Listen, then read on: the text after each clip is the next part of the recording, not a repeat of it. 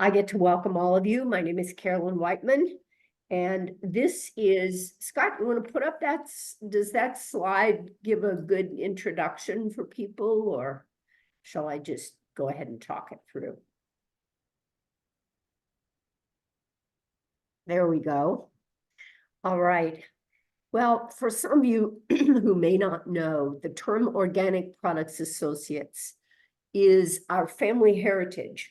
And it is, we get to all graciously accept this, thanks to the insights from Mary and Gary Loomis, who were our original sponsors and who were the immediate people that this is the whole extended Shackley family.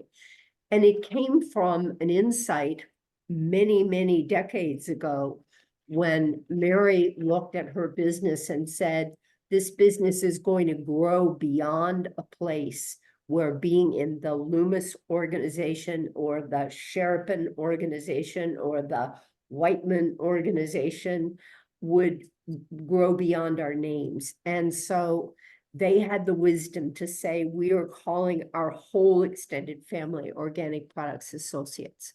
So you are welcome here if you're part of the family. If you're here as a guest, we are delighted to have you. And we do this regular call on a monthly basis. A number of us as leaders rotate the opportunity to take the leadership and presenting some things for all of you. So, and this information is graciously managed by Scott and probably also Sue Holdren, who are speaking to us from, I think, Mesa, Arizona. And they manage the OPA site. And so when we finish, Scott will give you the instructions, but these calls are recorded and are available. There's a website you can go to. So if you choose to access any of this information, you're welcome to use it. So did I miss anything? Well, if not, then what I'm going to do is begin. And what I will do is thank Barb and Ray Madoran, who are going to be here with us as kind of adding some ideas. And some of you may have been with us over the weekend when we started, when we did this presentation for the first time. So what I'd like for you to know is that the intention of this is to give us a non-branded presentation. And the reason for that is that I think many times we identify so much with the brand that we have chosen and that we feel ourselves labeled as being the Shackley person. And I think that in doing that, we miss an opportunity to connect with an even larger audience of people who may be able to really value the information that we'd like to offer and ask the questions. And so as I go through this, I'm going to come back to Barb and Ray, who have a little bit of experience with this. But what I would like for you to be doing is to think about, are there some groups or people in your community, or perhaps this might even be a first presentation to someone when they ask what it is you do. But there may be some groups, whether it is church groups, youth group, scouts, B&I, Chamber of Commerce, local communities, where people look for a program that has some education, but they don't necessarily want to have it branded. So I'd like to just go through this briefly and bring up some questions and then see Barb and Ray have some ideas that they can add to this.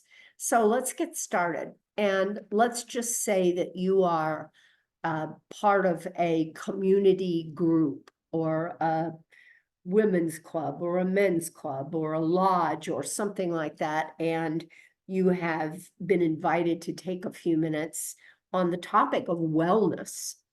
And so where is it that we start? Well, what we like to say that it's living our life consciously in ways that can improve our health and our well-being. And so one of the things, actually, this is not the beginning of this presentation, I don't think. Hold on a second. I think this, hold on. That is a place to start, but I don't think that's where, hold on. Sorry about that. Yeah, sorry. Okay, there we go. Apologies. Well, is that right? That's not, oh, I know what I did. Okay. Lots of editing, huh? So when we talk about wellness, the first thing we want to do is talk about how we can start at home. Carolyn, I'm And sorry, Carolyn, we're not Yep. seeing your screen. Oh, you're not? Oh my No. gosh. Well, we just got all kinds of technology to deal with today, don't we? Man, those of you who are with us this past weekend know there was nothing but technology issues. So, It just shows that it's part of the deal. it's part of the deal. It's part of the deal. Okay. We're So still not seeing your You're screen. still not seeing my screen. Well, maybe I have to do something. Shut it down and come back in again. How about I do something like share screen? Do you think that would help? Absolutely. Yeah, think when that all might else help? fails. You think that might help? There it is. Okay, let's see. Send it to full screen and you're good to go. There we In go. presentation Yep. mode, there you go. How is Yep. that? Okay. So this is an introduction to what I refer to as the Wellness Project. And we divide this into three kind of specific markets. One of them is the wellness objectives of raising healthy families. That may be anywhere from prenatal to raising our kids. The second area is the area of performance fitness, of people who are focused on fitness, who would love to have some Olympic mentors, of really high level elite athletes. And then the concept of aging gracefully at all stages of life. So this has to do with our wellness focus. So what is wellness? Well, we say it's living our life consciously in ways that can improve our health and well-being. And these health and wellness strategies can be things that we can all do from home, and that we can make some personal choices ourselves. So why is it important to care about this health and wellness? Well, approximately, let me just move this so I can see this a little better here.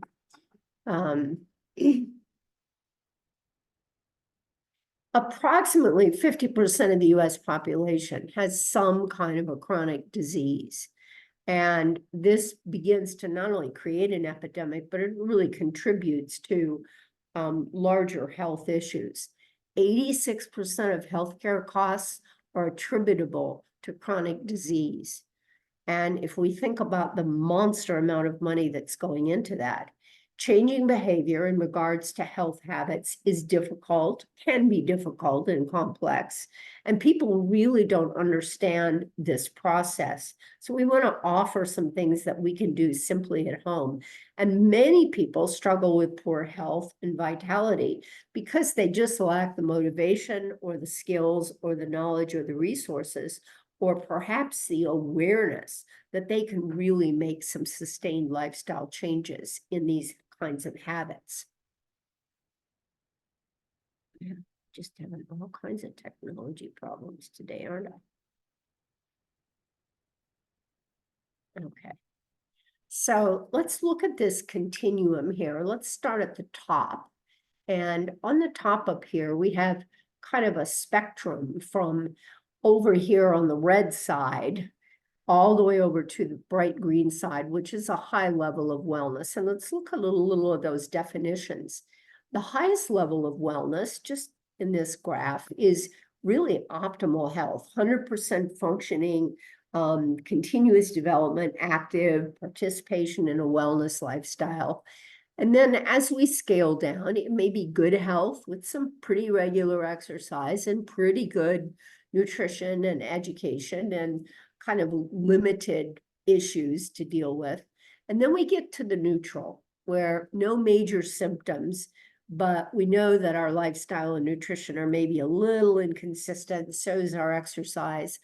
And maybe the commitment to maintaining our health is not a huge high priority, which then tends to move us over here onto the poor health side, where the symptoms are more trips to the doctor, more dependence on different kinds of pharmaceutical and medical interventions.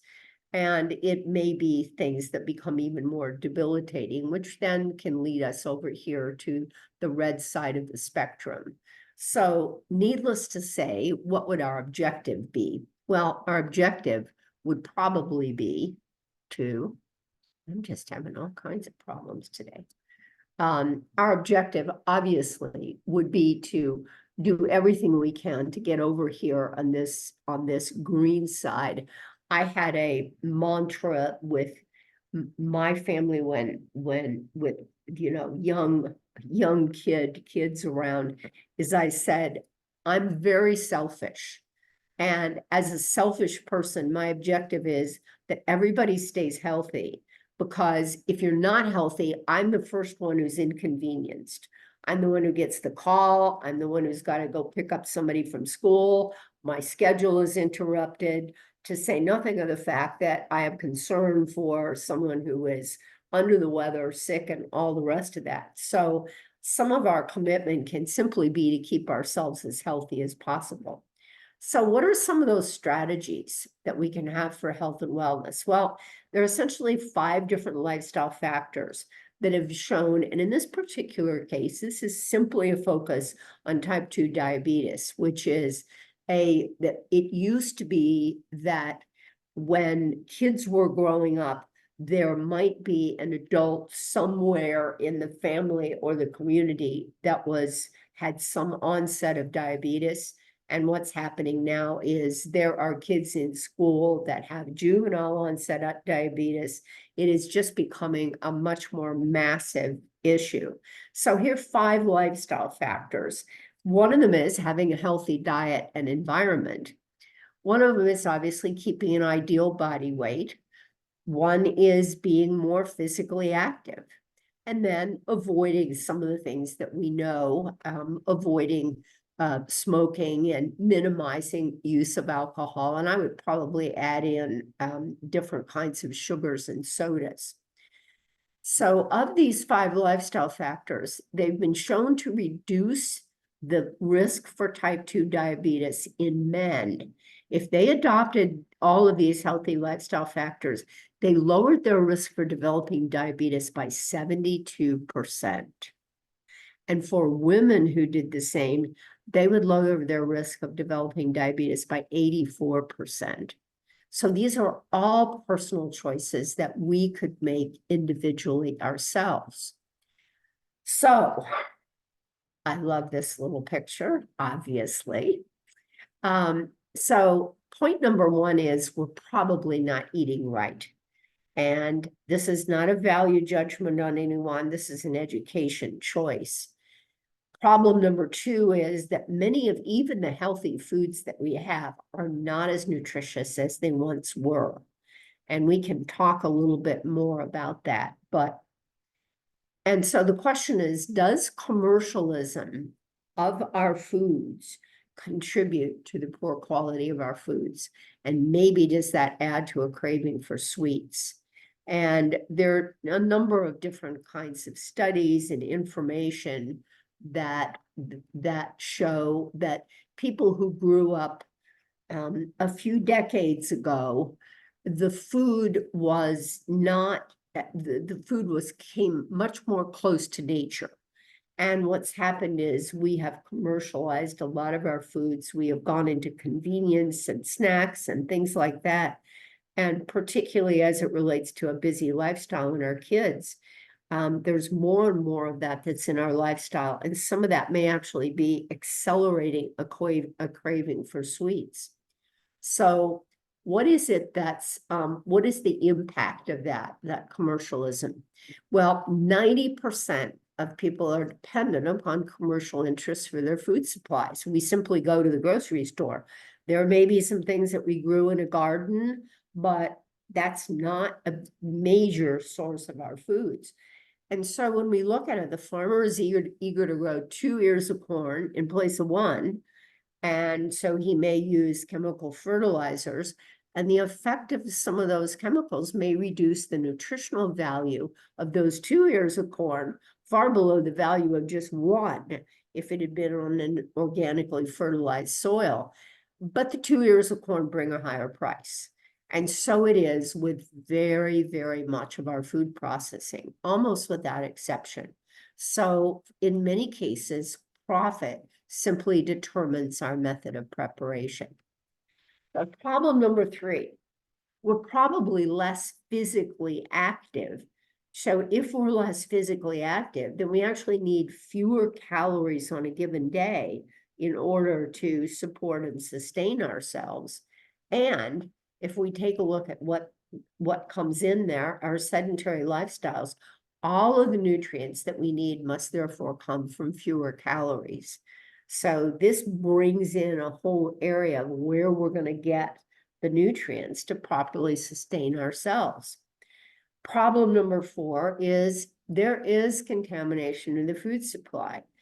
There are many, many changes that took place certainly over the past decades, but specifically in the late 1980s, there were a number of things that actually became legal that had to do with, if any of you've heard of glyphosate and Roundup and different kinds of sprays and Monsanto, and we had things in our clothes that were like that weren't supposed to cause fire retardants, and we started using things in plastic bottles that had different things in them. There's just a whole array of changes that began to happen at that time. And so if anyone is raising children that may have started at that time of life, or even, we're growing up then, there are many of these different kinds of changes that may very well have impacted many current generations. And one of the results of that is obesity. One of the examples that I love to use, I don't have a picture of it here, but maybe you can remember a picture of one of the 50s or 60s or maybe early 70s music groups. Whether it's the Beatles or whoever it was, you looked at them up on stage and they were skinny. I mean, they had on, smaller clothes and everything. But what's happened now is the general population has globally is becoming more and more carrying more weight. And what this does is it increases a lot of the risks of as many as 80 different medical conditions. So when we're talking about wellness, these are things we can begin to do something about. So one of the second results, in addition to the extra weight, is that we have begun to absorb more and more toxins inside of us.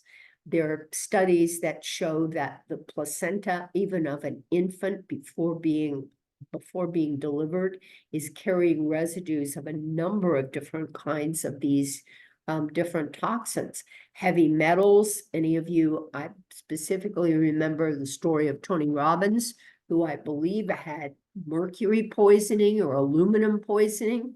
And I don't know if it came from fish or whatever happened, but we absorb these heavy metals, the use of more and more pesticides that are in not only the foods that we may be eating, but they may be on the grass that we walk in, the different kinds of industrial chemicals. If you ever walked into a hotel room that has you can kind of smell the carpet or whatever it is.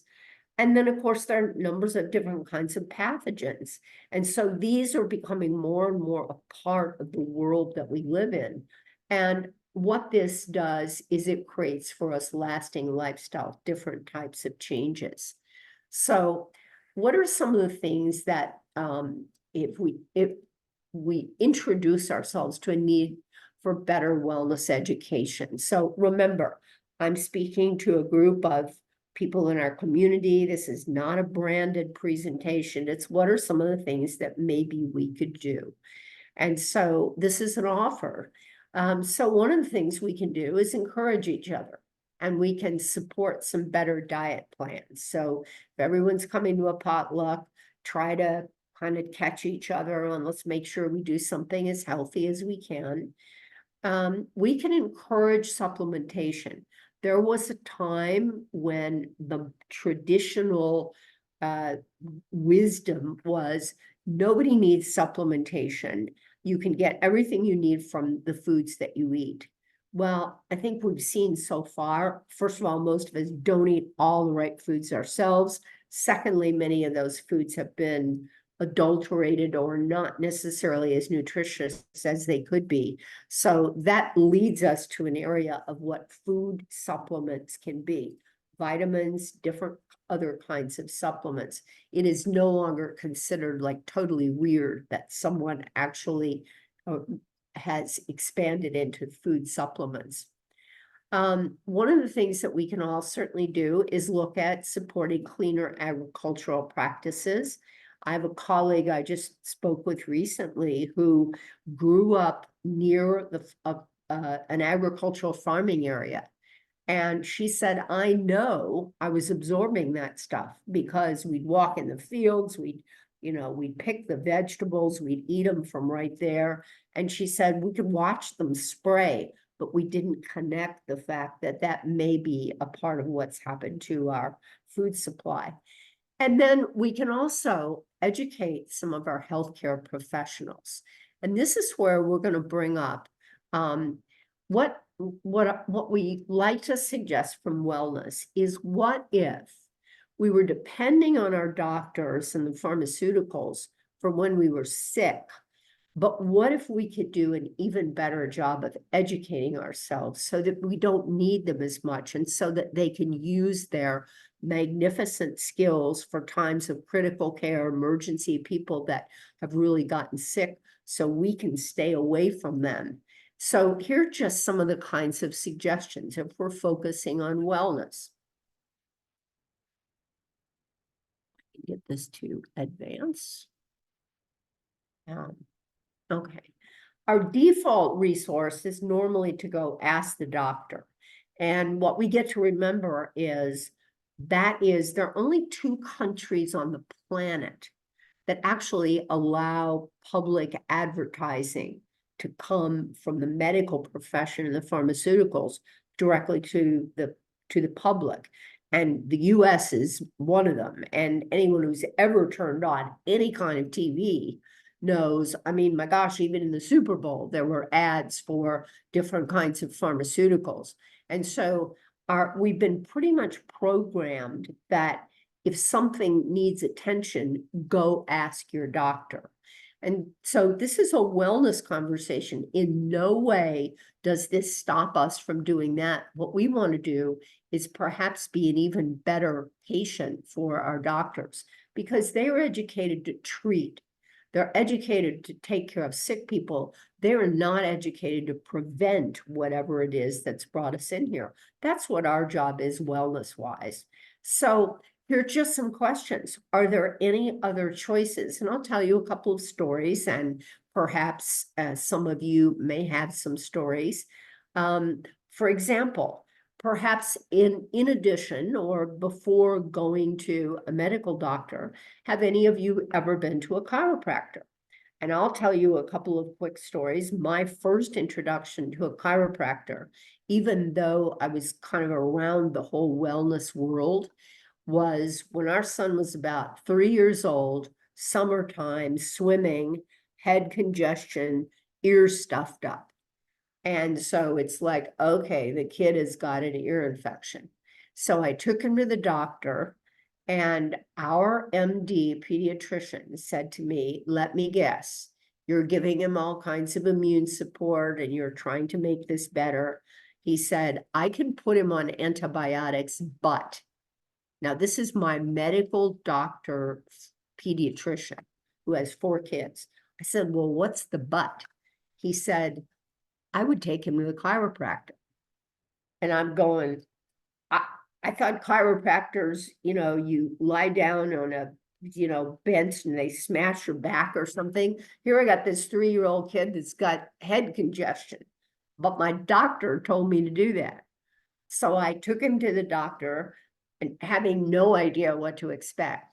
And the chiropractor takes him and just kind of sits him on the counter. And the next thing I know, he sort of does little pressure points in different places. And in front of my eyes, his congestion starts just draining right in front of my eyes. And I thought, well, is that what it is? And he said, well, I would suggest that you go find someone closer by and that you get him adjusted again a couple of times. And your MD has told you, what you can do if that doesn't work. But it was like, wow, you mean I don't have to take him just to the doctor? And that's just one of many stories. I'll give you one other quick one that is a colleague of mine. Tess will remember hearing this story because she was with us on Saturday. A colleague of mine who's a pretty significant athlete, and he had been complaining for several weeks about what he called sciatica. And he didn't know what he was going to have to do, and all of the possibilities and worry. And I suggested to him, I asked him whether he was open to going to a specific chiropractor that had become somebody that our family had used, and that this so-called sciatica, I had already had 3 other examples of people who had the same thing, including my own mother, who went and found out that the sciatica, which was causing pain and who knows what kinds of medical treatments there would be, had been that his pelvis was twisted, torqued, whatever it was. And lo and behold, after one appointment and then a handful of others just to be able to keep that straight, that so-called sciatica is gone. Now, that was the chiropractor. Tess will remember there was one other person that was in our group this weekend that sometimes massage therapist can be helpful. And one of the people that was with us said that she was having difficulty with, I don't remember whether vascular issue or the blood wasn't flowing right or something, and she needed to go to the physician, and her massage therapist said, would you allow me to just take some time? She said, I think maybe I can do something. And lo and behold, was this similar kind of story. Her system her body was a little bit out of balance. And by the time she had finished with the massage, the body was working, the vascular issues, whatever it was. And so the reason for saying this is sometimes these are some wellness choices that many of us can draw upon. Some of you may have used some acupuncture or different kinds of non-Western medicine.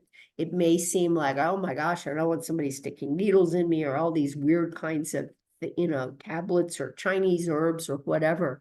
But if you've ever lived outside of the country and been close to any kind of a local healer, you will know that there are stories of the medicine man who will say, go take this herb that grows at a certain time of day or night and do such and such with it, and that it begins to create different kinds of treatments. So when we talk about wellness, these are just some things that perhaps if we're open to these, they may give us some additional choices in addition to going to having our regular pharmaceutical choices. So there's some simple steps that we can take to start this process. One of them is to learn to check for food ingredients. And certainly one of the things to look for is high fructose corn syrup, which is sugar, and which is probably the beginning of the things that begin to mess us up. So begin to look at reading in food ingredients and labels. Begin to look at drinking some really good water. And that may mean having a reverse osmosis system in your sink, or making sure you've got it from a really nice source. See if you're buying water in a water bottle, you know, in the plastic bottles, double check what the plastic is, it's in the bottle. Just see if you can spend time drinking more water, and perhaps adding an herbal tea or something like that if you're used to drinking a soda. Then another choice is to look at creating a non-toxic home. Now that may sound really strange, but there probably are people on this call that you can identify with that have done that, that have simply removed things out of our laundry products, have removed things out of the sprays, the fragrances, the different kinds of cleaning supplies, and have been very careful about using only safe ingredients on the skin, because the skin is our largest organ.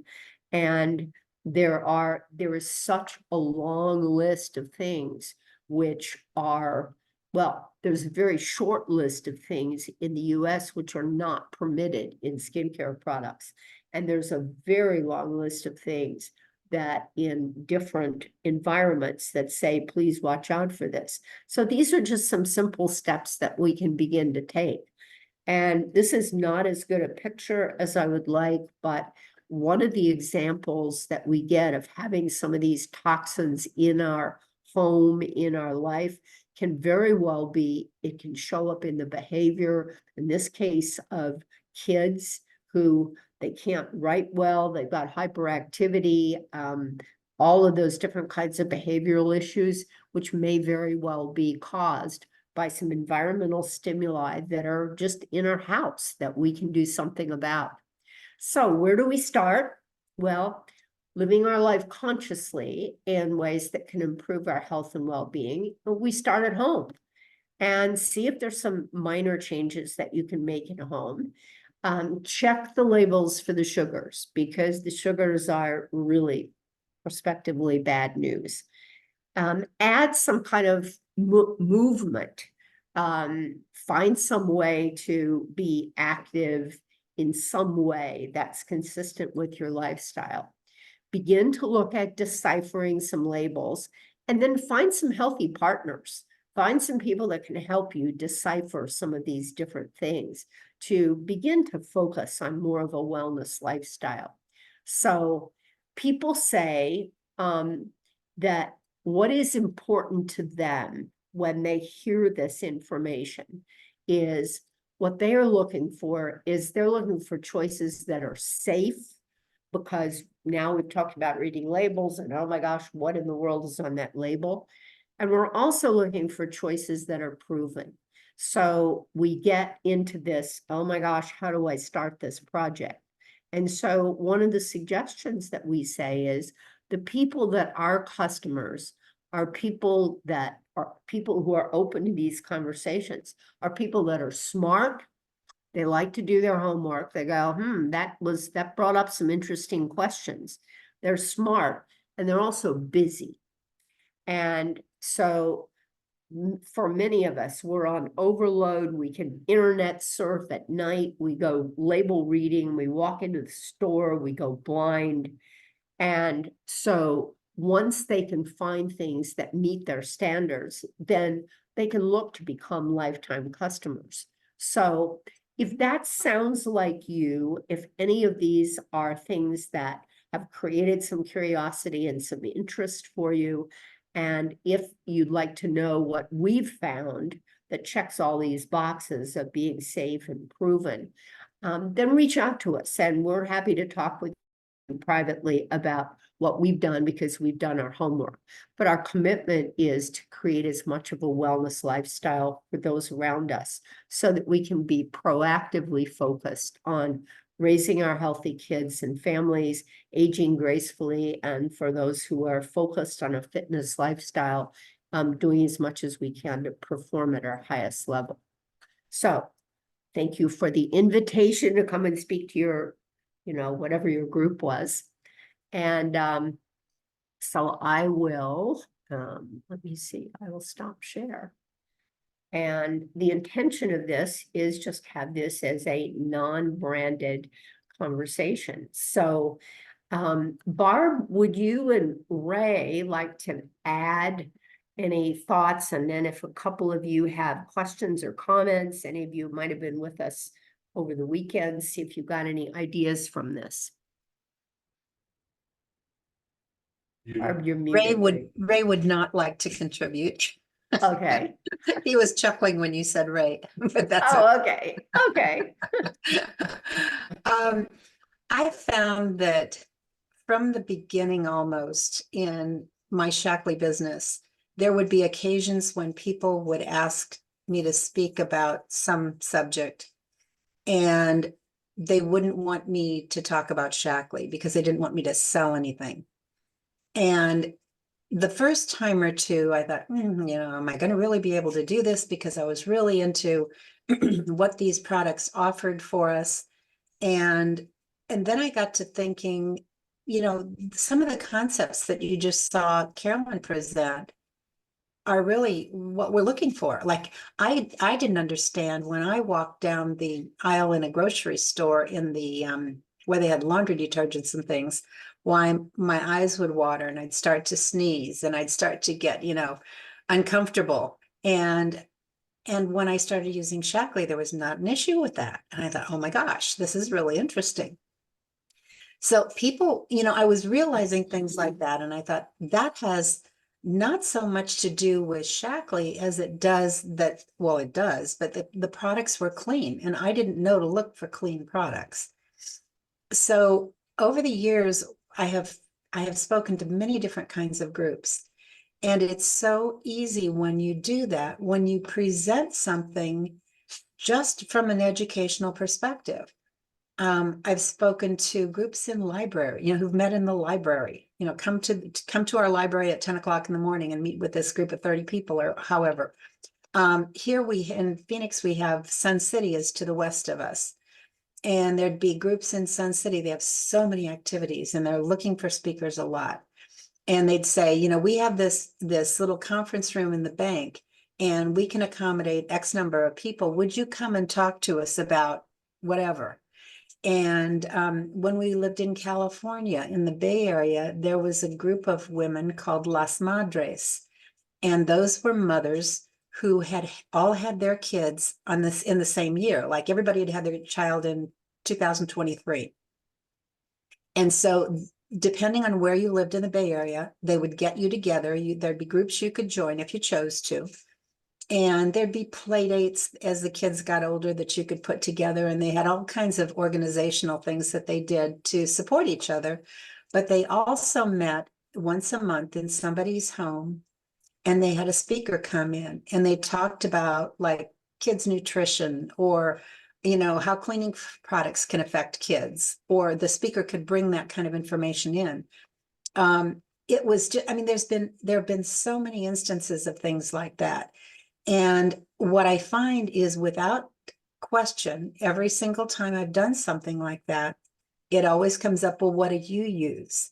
It's like when many of you probably have the McDonald's hamburger that you brought. And I bought mine, my plain patty, my French fries on the day that Bill Clinton was originally inaugurated. And the reason I waited till that day was he was a junk food junkie at the time. And I thought, okay, and I wrote the date on the bags.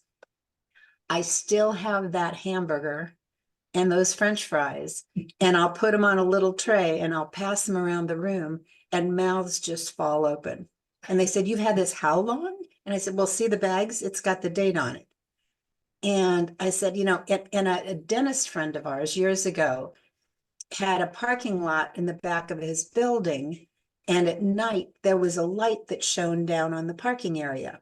And there were bugs all over the place. So he decided to conduct an experiment. And he put a piece of white bread next to a piece of 100% whole wheat bread on the ground to see what would happen. And the insects ate up the whole wheat bread, didn't touch the white bread. And, when you tell people things like that, they say, what?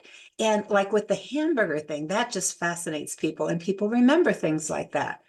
So I say, you can do this with your kids. You can do this with your grandkids, make it into a game, have an experiment. just don't refrigerate it. Don't do anything to try and preserve it at all. Just when you get it, open it up at home, let it dry out. And by golly, it's going to be there 20, 30 years down the line, if you don't get rid of it. Huh. So when you do things like that, it brings things to mind. When she was. Oh, yeah, thank you. Our granddaughter, when she was a baby, both her parents were working. She was the first grandchild. They had her in daycare, very nice daycare. She was born a healthy little girl, and we'd come to see her, and she'd have red cheeks. And she's developed eczema, not just on her face, but all over her body. And her mom, who's of course using Shackley stuff to wash her clothes, all of their clothes, all of a sudden started thinking about it because, the doctor was saying, try this, try this, try this. And, things would work for maybe a short period of time and then not. And she thought, I wonder if it's that they're washing her, the linens for the crib that she's in there and all that stuff in brand X. And that's what's bothering her. So she asked permission to bring those things from home so that Kaya could have those kinds of things around her in her crib or wherever she was when she was in the daycare. It immediately cleared up. No more problems. So it's crazy things like that make a difference. Carolyn mentioned acupuncture. Our youngest, when he was in high school, he was terribly allergic to cats, but he was allergic to other things too. And particularly in the spring and in the fall, he was a mess.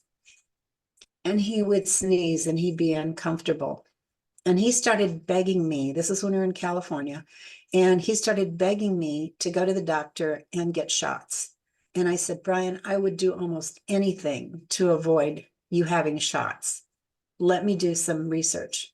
So I started talking to some friends, and I found this wonderful gentleman who was from China, a Chinese acupuncturist. And Brian went there. It was 1 week, but it wasn't 7 days a week. It was probably 3 or 4 or 5, maybe even 5 days that week.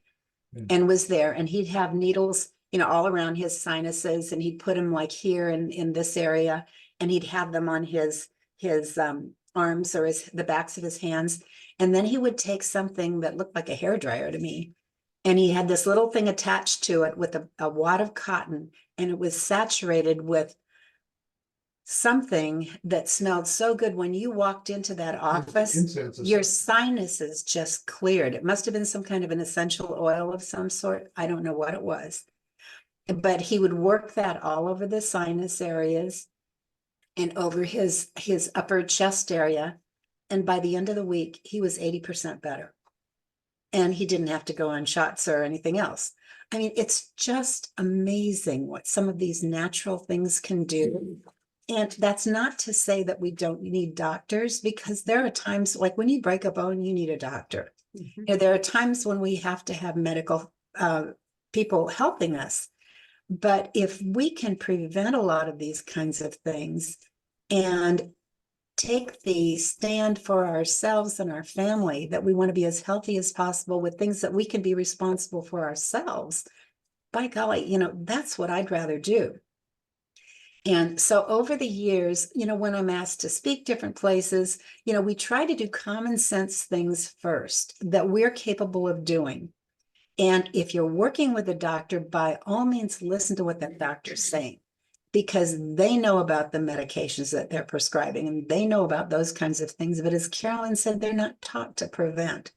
They have so much to learn about treating stuff that they don't have time to learn the others unless that's something that they're inclined to do for themselves. And a lot of them, I know I had an OBGYN before I had kids and when the kids were young. And he was fascinated with the fact that Shackley did clinical research and that it was published in major medical journals. And he said, when you see anything or find out about any of that, would you let me know? Because he said, I don't have time to search the literature for all this stuff, but I am fascinated about what they're finding out. And he was still very, shaky about, he wasn't sure whether this was something he could believe or not, but he believed science. And if it was published in a major journal, that was something he thought he could pay attention to and pass on perhaps to his other patients, or at least have that knowledge himself to move forward in his practice. And so there were so many things, that we did then and that we do now. Another thing that I do when I'm working with someone and they're trying to, they're not comfortable in their physical well-being. And maybe they want to lose weight, maybe they just don't have energy or whatever. And I sit down with them and I do what I call a lifestyle checkup. And I said, would you tell me what's a typical breakfast, lunch, dinner for you? What did you have yesterday? Did you have any snacks? What were those? How much water did you drink? How much coffee did you drink? Did you have any alcohol? Are you on any meds? How much of that do you take? Why do you do these kinds of things? And what's your long range wish for what you want your life to be like? And if there's something that I can support you in as we look at what the habits are that you've accumulated in your life, would you be willing to go through that and take a look at that? Because like with the donuts, I think Ray goes to Bible study every Thursday morning. And the big deal is that different ones of them take turns bringing donuts because that's what the guys want. Now, once in a while is no big deal, but if you're eating them every single day, that can become a problem. Just like if you have a soda once in a while, not such a big deal. But if you have them all the time, your body can handle it for so long. And then it says, time out. It's not working for me Should I anymore. talk about prostate? Do you want Ray to talk about prostate or not, Carolyn? Yeah, you can. Okay. Yeah, whatever. We're right. we're open mic now. If there are any Okay. comments or I'm going to questions, mute so you sure. can hear him. Sure. Go ahead. It was 2011, and my doctor, our regular family doctor, was doing a PSA. Let's do a PSA test here about that age, and it was a bit elevated. So he said, I want you to see a urologist. So I went to see a urologist, and he said, well, the only way to tell is to do a biopsy. And a biopsy. Ray, you got muted somehow. Okay. You should be okay now. Go ahead. You okay now? Yep, go ahead. Okay, and so the biopsy is that they shoot needles into your prostate, and then they check to see if there's any cancer when they send that to the labs. Well, they found it in 2 places. Was not aggressive. It was so they said, we can do surgery, we can freeze it, or we can do nothing but watch and just see, because it's not an aggressive cancer. And I said, that's what I want to do. I want to watch it and let's check it. So I was going every 6 months, and once a year for 5 years, I had the biopsy. 2 times they couldn't find it at all. One time they found it in one place, 2 other times they found it in 2 places. Again, nothing was really aggressive. And so I lost touch with my urologist. He went to Mayo Clinic. I hadn't seen him for 4 or 5 years. And I was just thinking, maybe I ought to check just to see, because I haven't seen another urologist. So I went to see him. I found him at Mayo, and I was already a Mayo patient to do some stuff that we were doing for testing. And so I went to Mayo and found him, and he said, well, let's do a PSA, go downstairs, do the blood test, and I'll call you in a couple of days and let you know what I find. He called me that night, and he said, what was your PSA the last time we talked? And I said, I don't know, about 4.2, something like that. He said, it was over 14. He said, I want to do an MRI. Did an MRI. He said, there's a suspicious area in your prostate. Said, so I want to do what they call a fusion biopsy, where it's the iodine so they can really see what's going on. 22 times. Well, that was, let's see. We waited a while for whatever it was, and I called Nidra Sar. She's my go-to person, and I said, Nidra, hey, here's what's going on. what should I be taking? And so she gave me a routine, that I should be doing every day with my supplements. And I started on that. We did that for 2 weeks. Then they scheduled the fusion biopsy about 3 weeks out.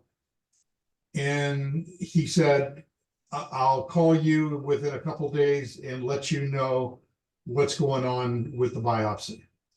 And I told Barb, I said, hey, it must have come back. And, if there's an area that's suspicious, and it's really elevated, my PSA is really elevated, I must have cancer. It must have come back. He called me that night and he said, negative. Everything was negative. He said, I would have to say right now, you don't have prostate cancer. And if anybody wants to know what I did, I'll be glad to tell you confidentially what I was taking. And I know that that's what did it. I know that that's what did it. And it was a lot of supplements and saw palmetto and a lot of other supplements that I was taking. I talked to Roland a little bit about it as well. And I had a whole series of supplements I was taking before this biopsy. And I don't have prostate cancer anymore, you guys. Not great. And That's- to let you know, Nidra is a clinical nutritionist, Yeah. and she's also certified in functional medicine. So she is a very knowledgeable woman. Well, and So- since, just as a quick aside on that, I have at least 2 customers who, one of them certainly would tell his own story, but I have at least 2 customers who order saw palmetto, and I get an order about once every 6 or 8 weeks for about 10 things of saw palmetto. I've never asked him what he does with it, but there's no question in my mind that he's obviously gotten the results that he wants. It's, I've got additional testimonies like that. So thank you for bringing that one in, Ray. Yeah, Thank you. there's another one too. What is the liquid? The gummies. Vivix, Vivix? Vivix. Vivix, Yeah. Vivix. Vivix is really, and it's the kosher Vivix that Nidra said that really has an effect on that. And also vitamin D. Vitamin D is a cancer fighter for 2 areas. One is breast cancer and the other one is prostate cancer. Wow. It really attacks it. So I was taking multiples of those, and much more than that as well. But those 3 things really, I think helped. Well, that's great, Ray. And thanks, Barb. We got all the way from wellness over to healthy ways to fix things, but that's But it okay. You wasn't never medical. know. It was, we did it with supplements, Mhm. We- yeah. and non-traditional medicine, if you will. Yeah. So thank you. So let me just open up. Are there any comments, questions, thoughts on this? To me, it's not the presentation so much as what I find is if it opens up a way to feel even more comfortable communicating and offering an option for wellness to people. So we don't walk in with a label. We don't walk in with a brand. We simply walk in with those last 2 slides that say, look, the people that hear this, that are important, the things that we hear most of all is, people are looking for something that's safe, and they look for something that works. And so if you're someone who is smart and busy, then those are, that's who the people are that mostly come to us. And so if my experience can be helpful to you, please contact me separately, leave me a card, whatever your format is, and I'll be happy to talk to you separately, but I'm not talking brands. So are there any comments or insights, questions? Is this helpful? Does this give you some ideas?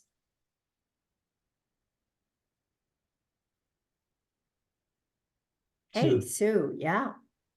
One thing I can say is that some people don't understand. You can take the minimum or the maximum. And I'm finding out you take the maximum until you receive some results and you can go down further. Mhm.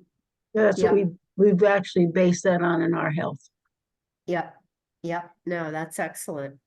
And that's over on sort of the curative side. That's, what do we do? So any other comments, anyone? I know a couple of you here, we did this as an intro this past weekend. Any of the others, do you have any insights? Is this helpful? Any comments? Yeah, Sue, Sue. go ahead. Yeah, I'm just wondering, you made the comment. Okay, yes, I'd like to, let's make arrangements to talk afterwards. I mean, I think it's important to, yes, do this great presentation and maintain it as non-branded. So take us to the point of, what is the thing that you say at the end when somebody says, so what is it that well, tell me what you use. Mhm. Expand on that a little bit, if you would. Yeah, I can go back to, if I Well, can just- find, well, yeah, for me, Yeah. for me, it's two different phrases. So if Sue comes to me and says, well, tell me what it is that you do, or tell me what you suggest. And so my first response is, Sue, I'm gonna guess that you are like many of us. You are smart, or you wouldn't be asking these questions, and you're probably busy. Right. are And I want you to, you've got it figured out. So give me the shortcut so I don't have to go through all that research because I got other stuff to do. Exactly. And so what I know is that you and people that I most know are looking for two things. You want recommendations of something that's safe, because there's so many crazy labeling things, and you want something that's proven, that works, that's not some wacko new thing. And so if that's who you are, Sue, and I'm gonna guess that is, I would be happy to take some time and tell you what it is. And if you want to finish with any one thing, I've chosen to work with the most clinically proven wellness company in the world. And I'm happy to give you some recommendations and stories and information. But I do choose to do it separately. So if you don't mind, let's connect, some way separately. So then this becomes a non-branded conversation that people can be around. Thanks for the question, Sue. Is that helpful? Does that help? One of the things that I really like, Jude Podusky made a comment when she was doing a presentation recently. And she said, you can tell the quality of the company by the quality of the people that it attracts. So whenever someone is questioning my credibility or Shackley's credibility, and I usually do say who I'm representing because I'm very proud to represent them. I talk about the Nobel Prize winning scientist, Dr. Steve Cheney, retired professor of nutrition, NASA, Olympic athletes, the fact that we have clinical studies. And there was one other thing that I'm forgetting. But anyway, I list those as credibility factors, whether Shackley comes up or not, but usually it does. Again, with making the point that you can tell the quality of the company by the quality of the people that it attracts, because these types of people would not be associated with a company that did not have stellar science and stellar products as a result of stellar science. Mm-hmm. Yeah, that's great, Tammy. Thank you. It's, those of us who've had a Shackley connection, it is very difficult to not bring the brand in. We are just so addicted to having it be branded. And yet this is a discipline to say, what if we just educate people in some concepts? And then when they're ready, that's a second appointment or something, because if this helps to expand their openness to things, and Barb, like in your experience, we did, there are people who have wellness groups. It may be groups that are in, sometimes the hospitals have, follow-up wellness groups. Maybe it's a women's group or the lodge or the scouting or the youth group, any of those groups that you can do something like this. And then of course, adding the visuals of, hey, here's the hamburger and here's what's on here. But to me, it's really important for us to create a need, to connect with why this is important for people. If they're not connected with why, they don't really care what our solution is. There's Sue? also the issue of, there are some places like some libraries and whatnot, because of their particular tax status or whatever, they cannot host a sales presentation. Yep, And by bringing in the brand, you're making a sales presentation. exactly. And Tammy's right. We are, loaded with the quality, and the cred is there. But it's really beneficial to give the information as promised, unbranded, but be able to offer to them additional information should they want more. Our time is up now at this library, our presentation. I know a lot of you have additional questions. I'd be happy to talk to you, and make arrangements to talk to you again at another time, or, at home or something like that, or give you a call if you'd like, or, but there's some limitations that have to be accepted, because if you do, it won't matter this one time, I'll mention, yeah, I'm with Shackley. The person behind you just overheard you say that. They told the owner of the building, and now you can't come back to the building to do the presentation again. But Right. keeping it non-branded, you've got access to increasing the education to a whole group of people that want to hear the stuff and don't want to be sold at, or don't know that they don't want to, but it's really a beneficial thing to have the totally non-branded thing, but work out I need to work out the the step of going from the presentation to being able to confidentially or whatever talk with the person to take it further. Mhm. Yeah. And what I've said Yes. here too is, people, they always ask, somebody always does.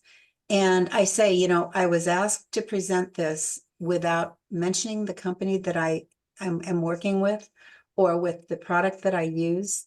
And I've got to honor that commitment. And I'd be happy to talk to you at another time. It's not a Mhm. problem. And what I find is that when you present yourself as being an educator too, people will come to you when they run into trouble. They'll say, she might know something about that.